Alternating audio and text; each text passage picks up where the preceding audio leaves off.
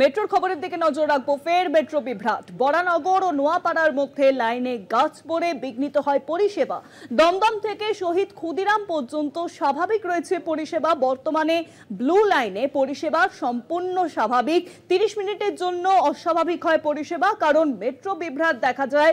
বরানগর ও নোয়াপাড়ার মধ্যে যে লাইন রয়েছে সেই লাইনে গাছ পড়ে বিঘ্নিত হয় পরিষেবা। 30 মিনিটের জন্য বিঘ্নিত থাকে পরিষেবা, তবে আপাতত পরিষেবা স্বাভাবিক। পাশাপাশি আপনাদের জানিয়ে রাখি, দমদম থেকে শহীদ ক্ষুদিরাম পর্যন্ত স্বাভাবিক রয়েছে পরিষেবা। সেই পরিষেবায় কোনো রকম কোনো অসুবিধে দেখা দেয়নি।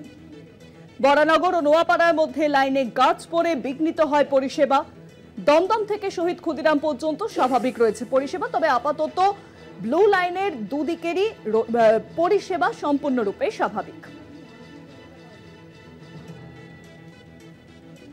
আর এই বিষয়ে আরো জানাবেন, এখন ফোন লাইনের সঙ্গে রয়েছেন প্রতিনিধি শাশ্বতী রায়। শাশ্বতী, দেখো, প্রায় 1 ঘন্টারও বেশি সময় ধরে কিন্তু এই পরিষেবা বন্ধ ছিল এবং সেক্ষেত্রে যেটা জানা গেছে মেট্রো রেলের তরফ থেকে, যে নোয়াপাড়া থেকে বরানগরের মধ্যখানে যে র্যাম্প রয়েছে সেই র্যাম্পের উপর গাছ ভেঙে পড়ে এবং যার জেরেই পরিষেবা বন্ধ থাকে এবং বেশ কিছুক্ষণের জন্য পাওয়ার ব্লকেজ নিয়ে সম্পূর্ণ গাছটিকে সরিয়ে ফেলা হয় এবং তারপরে কিন্তু পরিষেবা স্বাভাবিক করতে সক্ষম হয়েছে মেট্রো রেলওয়ে। সেক্ষেত্রে এখন সম্পূর্ণভাবে দক্ষিণেশ্বর থেকে শহীদ ক্ষুদিরাম পর্যন্ত পরিষেবা মিলছে।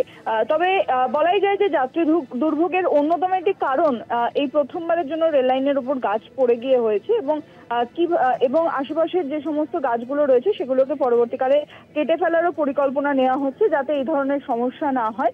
এবং বর্তমানে পরিষেবা সম্পূর্ণভাবে স্বাভাবিক রয়েছে। সেই সময়েও দমদম থেকে কবি সুভাষের পরিবর্তে শহীদ ক্ষুদিরাম পর্যন্ত পরিষেবাকে স্বাভাবিক রাখা হচ্ছিল এবং প্রায় 1 ঘন্টা বাদে সম্পূর্ণ ব্লু লাইনের পরিষেবা কিন্তু স্বাভাবিক হয়েছে। অনেক ধন্যবাদ শাশ্বতী। ফোন লাইনের সঙ্গে ছিলেন প্রতিনিধি শাশ্বতী রায়। দমদম থেকে শহীদ ক্ষুদিরাম পর্যন্ত স্বাভাবিক রয়েছে পরিষেবা, কিন্তু বিঘ্নিত হয় পরিষেবা নোয়াপাড়ার মধ্যে। বর্তমানে ব্লু লাইনে পরিষেবা সম্পূর্ণরূপে স্বাভাবিক।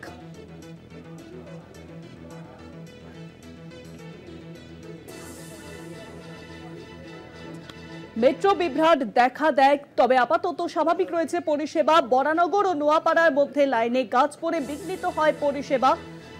1 ঘন্টারও বেশি সময় ধরে পরিষেবা অস্বাভাবিক থাকে, তবে দমদম থেকে শহীদ ক্ষুদিরাম পর্যন্ত স্বাভাবিক রয়েছে পরিষেবা। আপাতত সময় যত গড়িয়েছে, বর্তমানে ব্লু লাইনের পরিষেবা সম্পূর্ণরূপে স্বাভাবিক।